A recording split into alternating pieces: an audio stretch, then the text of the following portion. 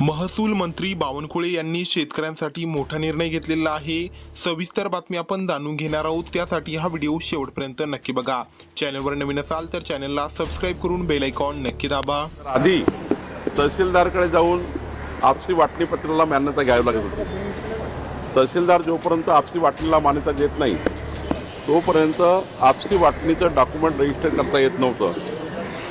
पण कालच्या सुधारणेने आता शेतकऱ्यांनी शेतीची आपसी वाटणी केली की सरळ मुद्रांक निबंधकाकडे जायचं आणि 500 रुपयामध्ये रजिस्टर वाटणीपत्र करून घ्यायचं। कुठलीही नोंदणी फ्री, कुठलंही शुल्क लागणार नाही आणि त्यामुळं शुल्क नाही, त्या ठिकाणी कुठलाही नोंदणी फी नसल्यामुळं 500 रुपयामध्ये मात्र आता सरळ शेतकऱ्यांना आपलं डॉक्युमेंट रजिस्टर करता येईल। तहसीलदारकडे जाण्याची मात्र आता गरज नाही। कधीपासून याची अंमलबजावणी? कालपासून अंमलबजावणी सुरू झालेली आहे।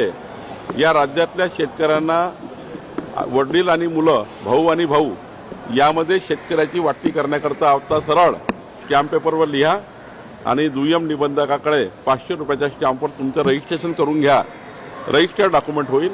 तहसीलदारकडे जाण्याची गरज